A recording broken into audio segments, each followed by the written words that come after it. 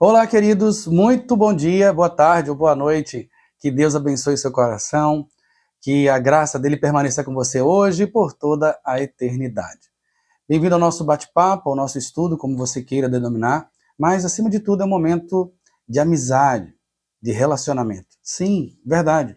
Na medida que eu me mostro para vocês como Deus tem restaurado o meu casamento, como ele tem me usado, na mesma perspectiva, quando vocês deixam seus comentários aqui, me chamam no privado, a gente vai criando esse relacionamento e, acima de tudo, devemos demonstrar esse amor para com o próximo, porque já temos recebido do Senhor verticalmente. Então, seja muito bem-vindo hoje e vamos ter um excelente dia para o louvor da glória de Deus. Bem, vamos falar hoje um pouco sobre como vencer.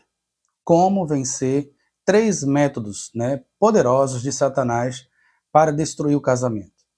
Olha, esse tema é muito relevante, porque na medida que você conhece as armas de Satanás, as suas articulações, os seus artifícios, nós nos preparamos e, de uma maneira de pronto emprego, podemos proteger, blindar, salvar o nosso próprio matrimônio.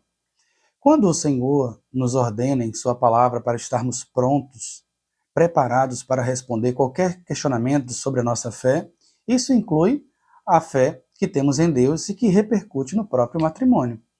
Então, se junte-se a nós e vamos caminhar juntos, tá bom?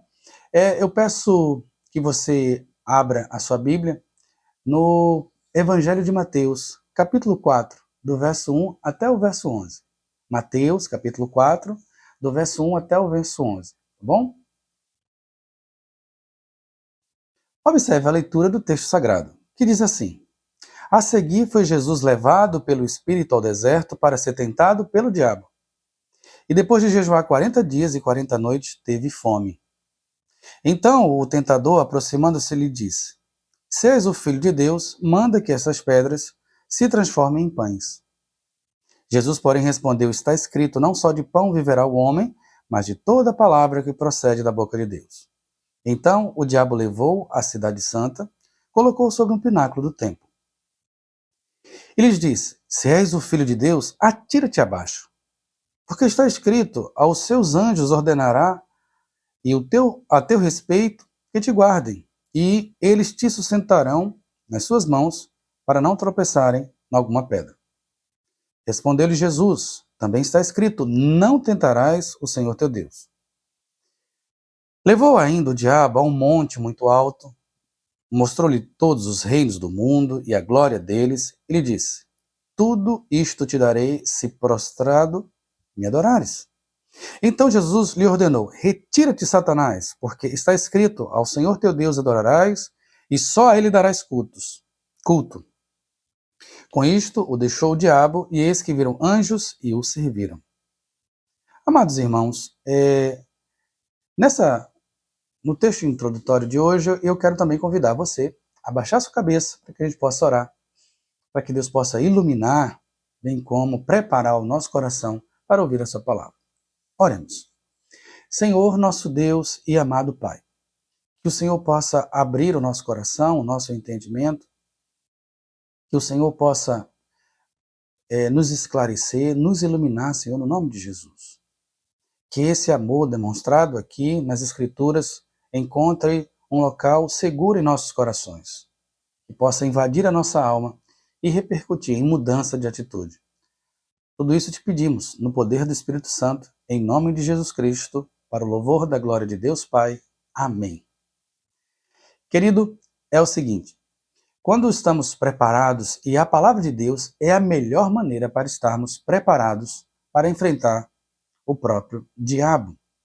Na tentação aqui de Jesus, você percebe que o próprio adversário, Satanás, usa da Escritura, da palavra sagrada, para interpelar provações, tentações contra Jesus Cristo. Por que digo que esses 3 métodos são poderosos para destruir o casamento? Mas são considerados nada diante de Deus, e se fizermos em obediência à sua palavra, respondendo ao Senhor em obediência, tudo isso cairá por terra, porque Jesus Cristo, já venceu Satanás naquela cruz. Bem, se estamos aqui num contexto em que Jesus vai iniciar o seu ministério, ele se prepara 40 dias para ser tentado. Uma coisa interessante que já percebemos aqui, que o próprio Espírito Santo é que conduz Jesus Cristo para esse ambiente, para ser provado. Já vimos em estudos anteriores que a provação ela faz parte do DNA do crente, pois esse é o método que Jesus utiliza para aperfeiçoar Cristo em nós, para nos moldar a figura do seu Filho, do Filho de Deus.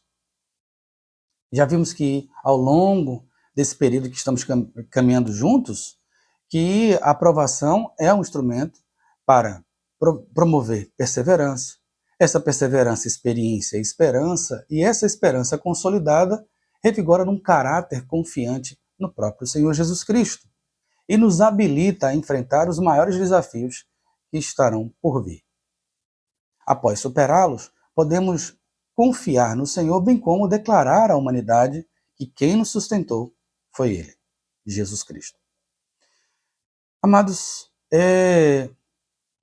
prepare-se para o matrimônio, para o casamento. E aqui temos 3 apresentações, métodos poderosos que o próprio diabo, e aqui nas Escrituras vamos entender que ele está usando do que há de melhor, do que ele já, ao longo dos anos, dos séculos, tem destruído famílias, impérios, né?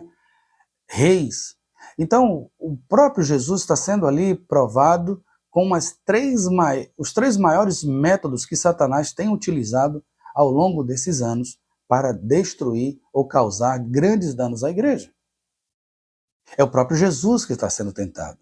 Então, o próprio Satanás separa os 3 maiores métodos para ver se derruba-lo.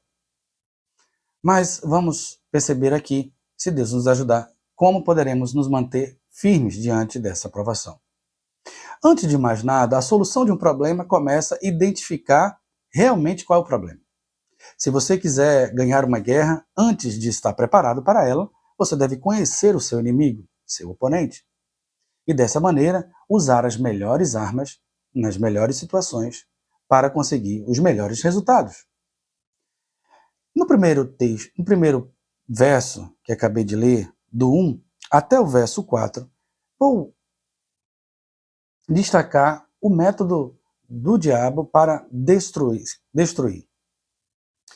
Vemos aqui, depois de jejuar 40 dias e 40 noites, Jesus teve fome. Essa é uma necessidade básica e real do próprio Filho de Deus, que é 100% homem e 100% Deus. É diante dessa necessidade básica que o próprio diabo agora vai fazer a primeira tentação.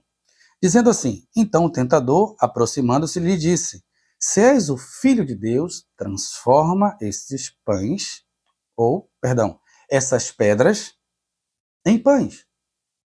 Amados irmãos, o primeiro método que o diabo utilizou ao longo da história da vida cristã, e desde lá do Éden, é usar coisas lícitas para destruir relacionamento do homem para com Deus.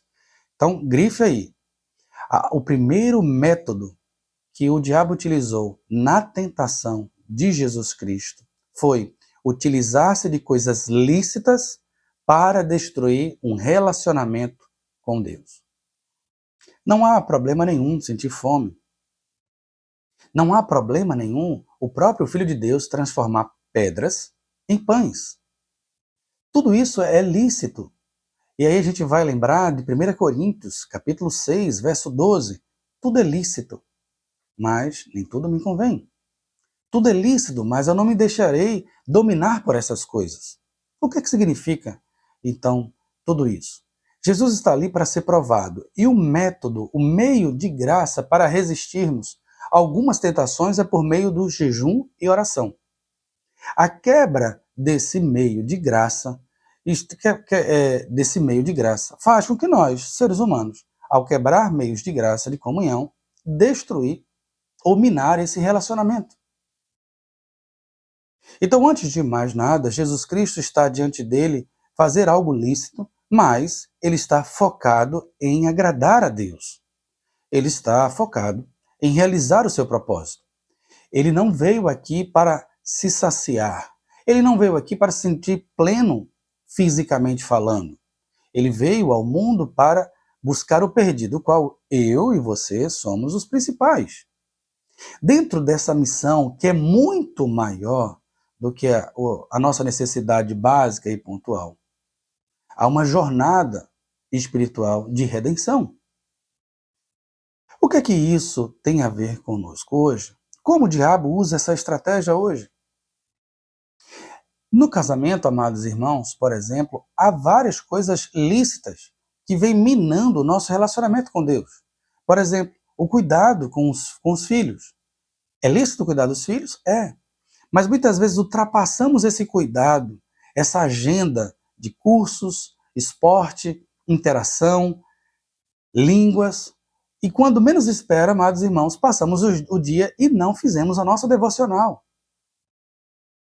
Ou seja, o próprio diabo, na apresentação que temos aqui, ele sabe que o mais importante e precioso que temos é o nosso relacionamento com Deus.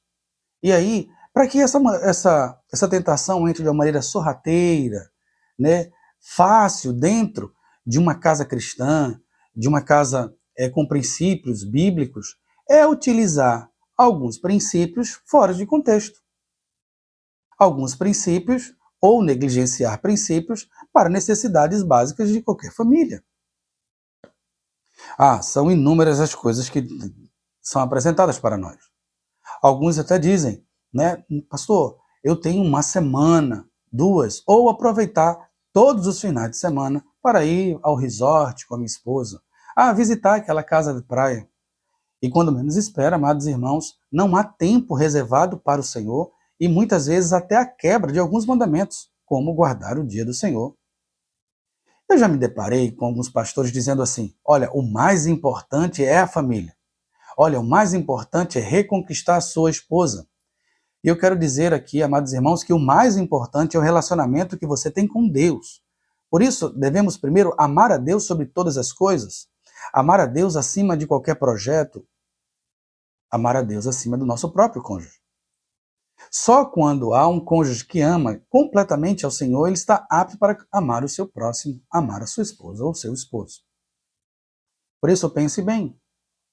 O que é que tem atrapalhado o seu relacionamento com Deus? Não procure as coisas pecaminosas, porque quando o próprio Paulo escreve a Coríntios que tudo é lícito, mas nem tudo me convém, ele não está falando de tudo dentro de uma totalidade de coisas impuras. Não, ele está falando, tirando as coisas impuras e pecaminosas, eu tenho do outro lado as coisas que são santas e não são pecados. Mas dentro dessas coisas, tudo que está aqui, eu não vou me deixar me dominar por essas coisas. Ou seja, tudo é lícito, mas nem tudo me convém. E aí, muitas vezes, por amor ao próximo, por amor a Deus, eu vou me abster. Lá vemos muitas vezes em usos e costumes da própria igreja, de cultura de irmãos, que muitas vezes viajamos para um lugar e vamos nos abster de algumas substâncias, de algum tipo de bebida ou de comida, porque aquilo pode causar escândalo. Ou seja, mesmo dentro de algo permitido, vou me reservar, porque eu quero evidenciar o amor que eu tenho pelo meu irmão. Daqui da mesma forma, em relação também ao casamento. Eu devo agora fazer uma introspectiva e olhar para dentro de mim e perguntar, o que é que no meu casamento é lícito, é bênção, mas está destruindo o meu relacionamento com Deus? Pense nisso. Passe um momento em oração. Reflita sobre isso. Suplique ao Senhor, Deus, o que é que tem me tirado, Pai, a minha porção contigo? O que é que as minhas tarefas, o meu dinamismo, até na própria igreja local, tem destruído o meu relacionamento pessoal, solitário com Deus? Feito isso, identificando quais são essas ações, coloque lícitas, né, mas que prejudicam o teu relacionamento, coloque ela debaixo da orientação do Senhor. Entendendo que nem só de pão vive o homem, mas de toda a palavra que sai da boca de Deus. Essa própria resposta de Jesus, ele vai apresentar lá em Deuteronômio, quando Israel está para entrar na terra prometida. E ele diz que muitas vezes privou o seu povo de pão para que seu povo entendesse que melhor do que o pão é o Deus que provê o pão. Deus conhece todas as nossas necessidades, mas sabemos que se buscarmos o reino de Deus e a sua justiça, as demais coisas serão acrescentadas. Doe-se ao universo, revele esse amor, acolha, e você perceberá que Deus dará a você a medida que você precisa para executar esse grande amor. Uma das coisas que até impedem muitas vezes esse relacionamento para com Deus é você se apegar mais no pão que Ele provê do que no próprio Deus. E hoje, nessa tarde, nessa manhã, nessa noite, Deus te chama para ter um convite e te convida a ter um relacionamento eterno com Ele, que só pode ser conquistado e só pode ser desenvolvido na medida que você responde em obediência. Por isso, nem só de pão viverá o homem, mas de toda a palavra que sai da boca de Deus. Ao entender que o Senhor ele é a minha inspiração, Ele é a minha maior necessidade, Ele é meu maior desejo, Ele é o que eu quero, Ele é o que eu aspiro, entendo que esse é o meu Deus e Ele há de prover qualquer pão dentro dessa caminhada, dentro dessa jornada. Mas o diabo não fica satisfeito com isso. Ele não fica satisfeito com o foco de Jesus em glorificar a Deus, fazer a vontade de Deus. Essa é a minha comida e bebida. O próprio Jesus fala isso quando os discípulos estão preocupados com a sua alimentação. A minha comida, a minha bebida é fazer a vontade de Deus. Que a sua vontade, de resgatar o seu casamento, a sua vontade de que o seu casamento ele brilhe para o louvor da glória de Deus, e que seja de vitrine para a apresentação do Evangelho, deve ser motivado naquele Deus que provê todas as coisas. O Senhor é meu pastor e nada me faltará. Eu estou pleno nele, como vimos em vídeos anteriores. Mas o diabo não para por aí. Ele sabe que há um grande desafio, tentar derrubar Jesus Cristo. Mas cuidado. Cuidado. Ele não subestime esse método de usar coisas lícitas para destruir seu relacionamento. Antes de deixarmos esse ponto, eu só quero dizer, sabe qual é um tipo de idolatria que tem destruído muitos casamentos e relacionamentos com Deus? Educação de filhos. Isso mesmo. Você sabia que muitas vezes o casal está tão envolvido na educação do seu próprio filho que destrói o relacionamento entre marido e mulher? Veja, é lícito cuidar dos filhos? Sim. Mas muitas vezes esse cuidado destrói o relacionamento entre marido e mulher, destrói o relacionamento entre Deus e o homem. Quer fazer uma autoanálise se o quanto que você se dedica ao seu filho pode estar prejudicando o seu matrimônio? A pergunta é sempre rápida e clara. Quanto, em porcentagem, você gasta do seu orçamento doméstico em educação de filhos? 10? 15? Algumas estatísticas mostram de 30% a 35% se você for da classe média. Mas se eu fizer a mesma pergunta e disser assim, quanto você gasta em investimento para manter um relacionamento saudável com sua esposa? Levando para passear, visitando congressos espirituais, lendo e comprando bons livros, participando de cultos, investindo no reino de Deus. Pais, meus amados irmãos, muitas vezes isso não chega nem a 2% ou 5% do nosso próprio orçamento. Porque achamos, para muitos, que entregamos uma parcela na igreja e terceirizamos todo o nosso comprometimento e força no reino de Deus. Então, muito cuidado. A própria idolatria da educação dos filhos tem destruído o relacionamento para com Deus. Tranquilize-se, faça na sua medida, mas que essa medida de educar não atrapalhe o seu relacionamento com Deus. Amém? Vamos seguir? O segundo método poderoso que o diabo utiliza para destruir esse relacionamento de Deus com o homem, e aí a gente faz essa aplicação para o casamento, encontra-se aí no verso 5 até o verso 7. Após a primeira tentação, verso 5, então o diabo levou a cidade santa, colocou-o sobre um pináculo do templo e lhe disse: aos seus anjos ordenará, e ao teu respeito, que te guardem. E eles te sustentarão nas tuas mãos, para que não tropece em alguma pedra. Respondeu-lhe Jesus: está escrito, não tentarás o Senhor teu Deus.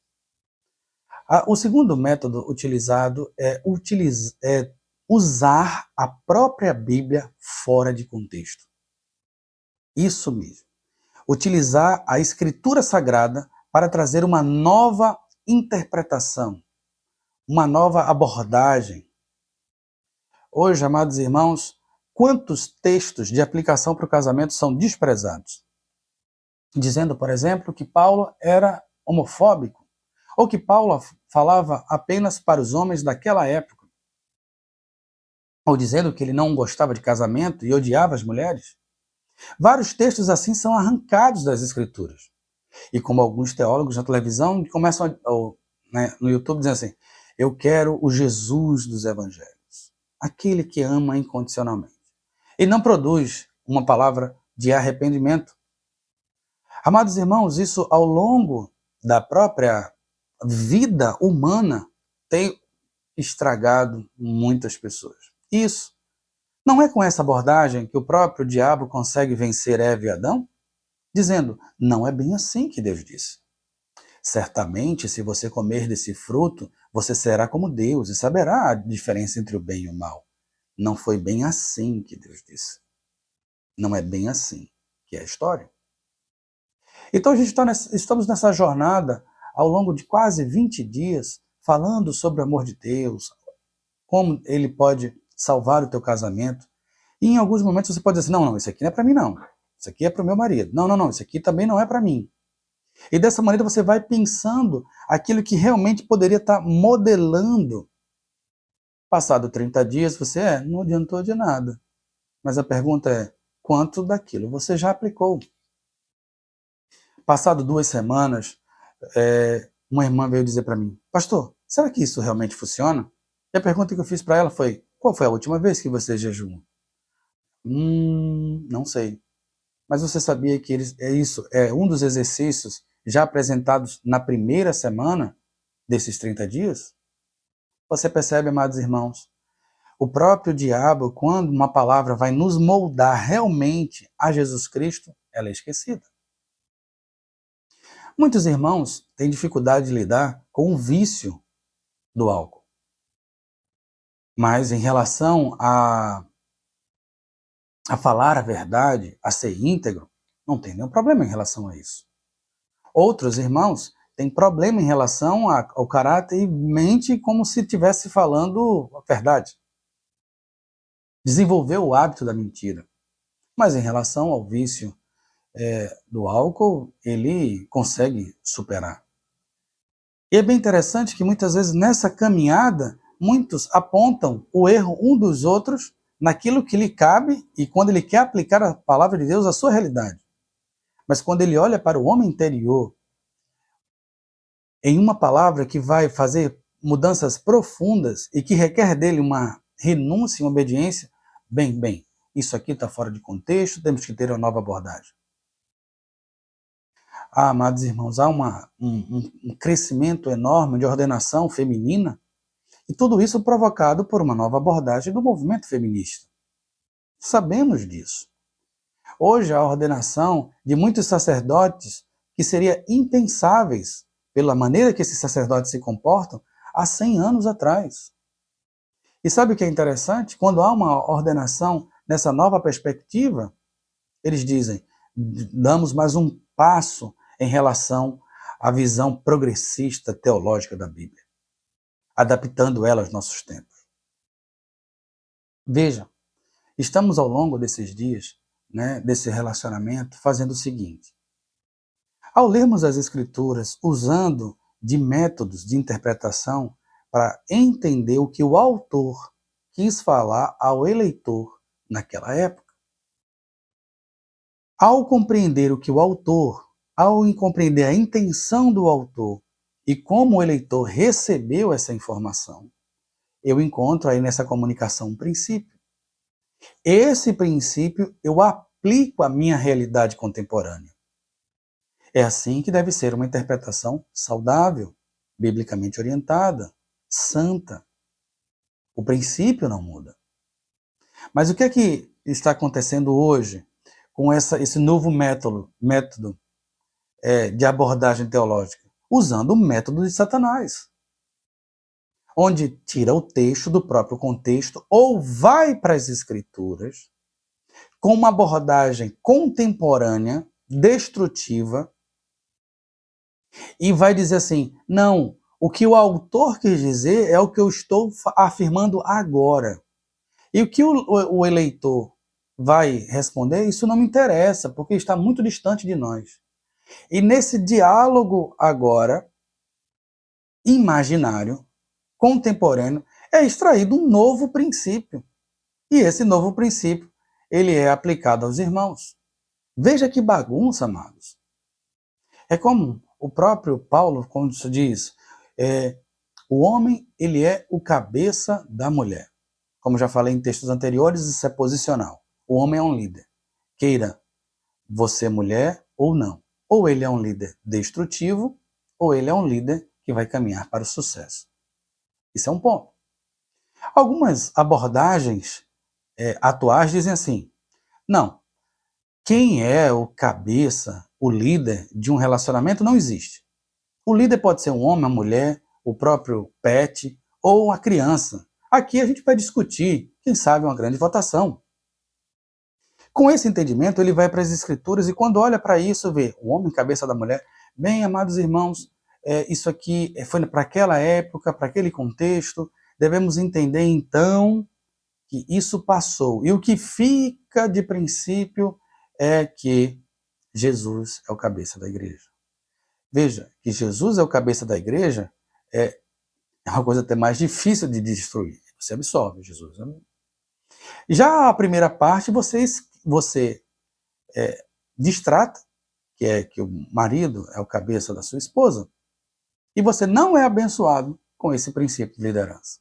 E no final das contas, quem é o grande prejudicado? Você. Quem é o grande prejudicado? Sou eu. Por acreditar numa abordagem contemporânea, partindo do pressuposto tanto do leitor, do autor como eleitor, na perspectiva de totalmente contemporânea. É dessa maneira que o diabo usa. Ele quer nos envolver em tamanhas perspectivas, contexto fora de contexto, criando grandes heresias. Ao longo de toda a história da cristandade, todas as vezes que se levanta uma nova denominação, uma nova igreja, um novo movimento, vamos perceber que são homens que se dizem assim, bem, cremos nas escrituras um pouco, ou a parte delas. Ao ponto de a tradição ultrapassar aquilo que já foi consolidado pela própria Bíblia, pela própria igreja.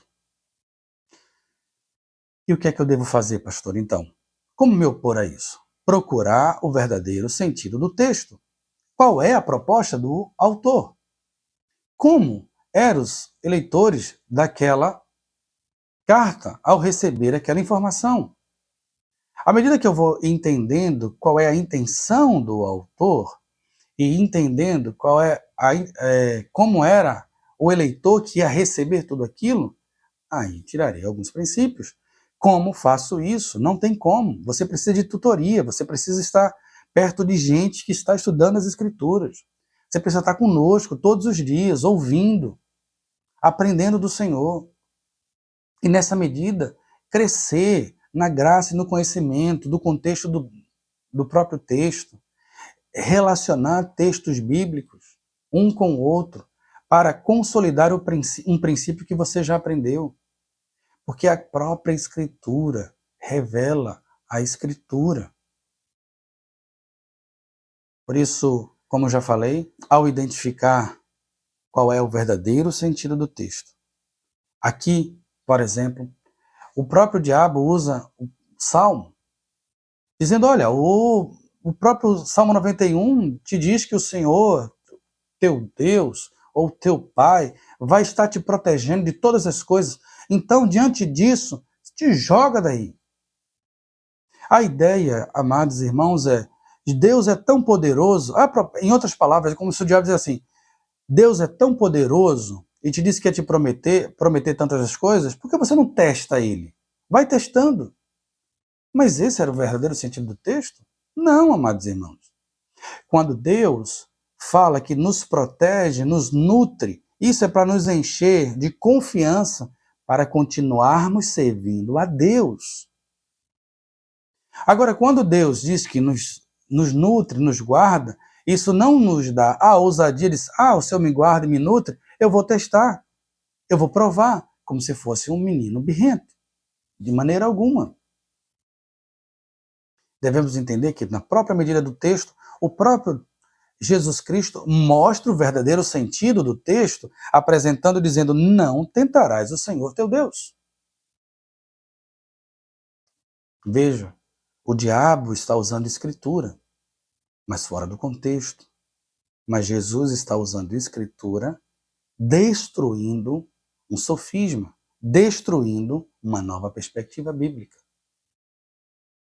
E é dessa maneira que devemos reagir, aplicando e nos ancorando no verdadeiro sentido do texto, bem como entender quais são os versículos que se relacionam. E vocês, mas pastor, eu não sou um teólogo. Calma!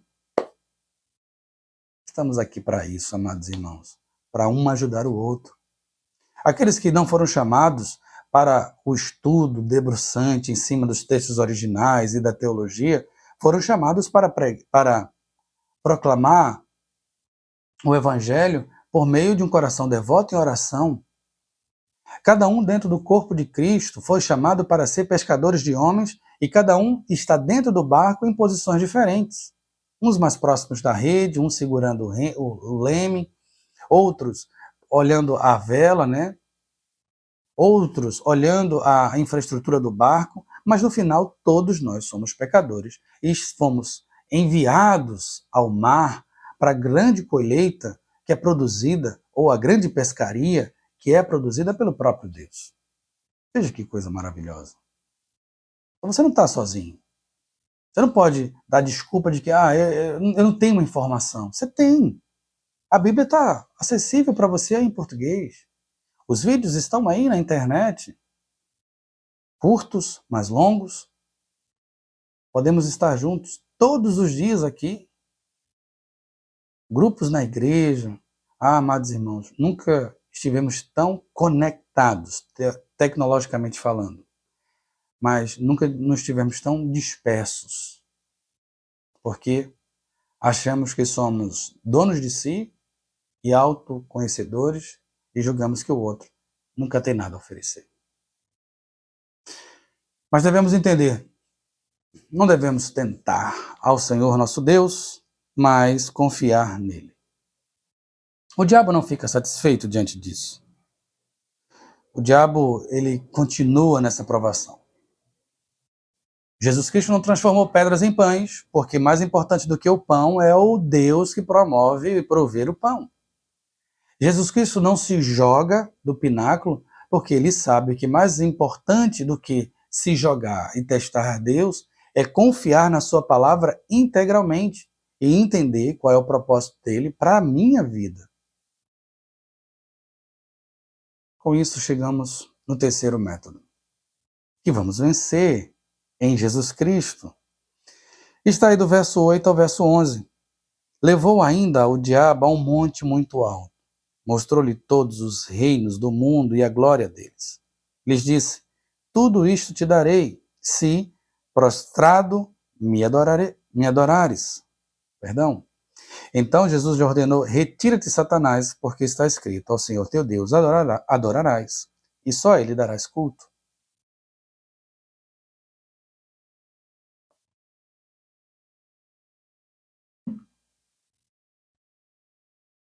Amados irmãos, o que está aqui diante de nós é o último método estabelecido por Satanás para tentar Jesus Cristo. Apresentar uma grande oportunidade de sucesso. Apresentar uma grande oportunidade de negócio. Apresentar uma grande carreira, mas totalmente distante daquilo, ou totalmente distante da sua missão. Há muitos irmãos na igreja, vivendo o sonho dos outros. Há muitos irmãos da igreja vivendo o sonho de youtubers, vivendo o sonho de um amigo do trabalho. Mais danoso do que viver frustrado porque ainda não encontrou um caminho, é encontrar um caminho no qual todos dizem que você é o bom, você é o fera, mas você reconhece que não foi feito para isso. Ou seja, é produzir um sucesso pragmático, né? Produzir um sucesso assim, se eu estou tendo sucesso, então isso é o meu caminho, e dessa maneira se perder do seu relacionamento, perder o relacionamento profundo que você tem com Deus. Amados irmãos, quantos casamentos estão sendo perdidos porque os homens pulam de propósito em propósito, buscando o reino do mundo, a glória do mundo, em vez de buscar a glória de Deus e o louvor de Deus. Veja que a busca pela glória do mundo, pelas riquezas do mundo, ela só é concebida por meio de uma adoração às coisas do mundo ou ao próprio príncipe das trevas. Não sou aqui contra aqueles que querem prosperar para que possa acudir com aquilo que tem a outros, porque isso é bíblico. Essa deve ser a nossa motivação. Está em próprio Efésios, capítulo 4. A motivação do crente, ela parte do seu relacionamento que ele já tem com Deus. E aí ele quer amar mais o próximo, ele quer prosperar para aumentar o seu poder de influência e capacidade de ajudar alguém. Essa deve ser a motivação correta. Mas o que é apresentado aqui é uma motivação da autossatisfação, é de uma vida fugaz, sem sentido algum, é o prazer pelo prazer, é buscar ter sucesso para poder ir em boates, usar substâncias ilícitas. Muitas vezes é o que move o homem conquistar mais mulheres e não para o louvor da glória de Deus. Eu estou apresentando isso, muitas vezes, é apresentado de uma maneira, um projeto. Quando o projeto é apresentado de uma maneira totalmente pecaminosa, você pode dizer assim, não, isso aqui eu não quero para a minha vida. Por exemplo, alguém oferecer para você, irmão, venha ser dono aqui, gerente de uma casa de prostituição. E aí você vai receber muito dinheiro. Você, opa, mas isso aqui não é para mim, a casa de prostituição, então não vou dizer não. Mas alguém pode chegar e dizer assim, olha, irmão, eu quero te oferecer uma vaga de gerente no shopping, lá na praça de alimentação. Olha, o teu salário ele vai no mínimo duplicar do que existe hoje e você terá a capacidade de comprar algumas coisas para você. Aí você diz assim, poxa, essa era a oportunidade de crescer na vida. Mas o que é que você vai perder? Toda decisão é parar para cortar. O que é que eu vou deixar para trás? E muitas vezes assumir um outro trabalho que vai te remunerar mais vai custar o teu relacionamento com Deus. Vai levar você a colocar aquele trabalho como a coisa mais importante da sua vida, transformando num verdadeiro ídolo. Isso mesmo. É dessa maneira que o diabo agora tenta Jesus Cristo. Te dou tudo. Uma coisa interessante aqui, que o diabo ele oferece coisas que ele pode dar. Então, em uma certa medida, ele tem algum poder dado e permitido pelo próprio Deus. E naquilo que ele tem poder, ele te oferece. Veja, ele teve o poder de transportar Jesus Cristo de um lugar para o outro. Agora imagine você, alguém diz assim, eu quero falar algo de Deus para sua vida. Disse, não, esse cara eu não sei quem é. E ele fizesse assim, ó, e você saísse de um lugar para outro. Você, opa, esse rapaz é uma pessoa extraordinária, agora eu posso te escutar. O diabo hoje tem usado de curas extraordinárias, de mover metafísicos extraordinários para fazerem homens e mulheres abrirem o seu coração para o falso ensino. O que deve nos orientar e motivar a nossa vida a abrir o nosso coração é a voz de Deus, é a palavra de Deus, e não os feitos que alguém pode dizer que é Deus quando não é. Quando é apenas para abrir um coração para heresia. E aí você diz assim, pastor, como é que eu vou saber que um milagre, que um feito extraordinário, ele não foi produzido por Deus? Quando esse feito extraordinário está centrado no homem. Quando ele quer produzir seguidores e não produzir homens segundo o coração de Deus. Quando esse homem ele quer produzir riqueza na terra, em vez de riqueza nos céus. Então, ao alguém oferecer para você, até na igreja, um ministério, né, uma proposta de atividade econômica que vai destruir o teu relacionamento com Deus, pare e pense. E repreenda, porque Deus não te chamou para uma vida de idolatria. Mais uma vez, faço ressalva. Não tem um problema nenhum de você desenvolver um espírito empreendedor. Que Deus possa te usar para pegar coisas brutas e transformar em coisas para preencher a necessidade de alguém. Esse é o espírito empreendedor. Eu estou falando de oportunistas que apresentam falsas experiências ou experiências metafísicas produzidas pelo próprio diabo para que você abra seu coração para o falso ensino. Pastor, como é que eu faço então para proteger o meu coração de propostas tão ambiciosas? Uma vida dedicada à adoração a Deus. Na medida que você cresce conhecendo ao Senhor, de uma vida de devocional, de oração, de leitura da palavra, uma vida de autocontrole, uma vida em que você cada vez rasga o antigo homem com suas mazelas e seus defeitos e se veste do novo homem que é Jesus Cristo. Cada vez que você diz não para o pecado e sim para Deus, e isso no poder do Espírito Santo, que denominamos santificação, você está apto para dizer não para o pecado e sim para Deus.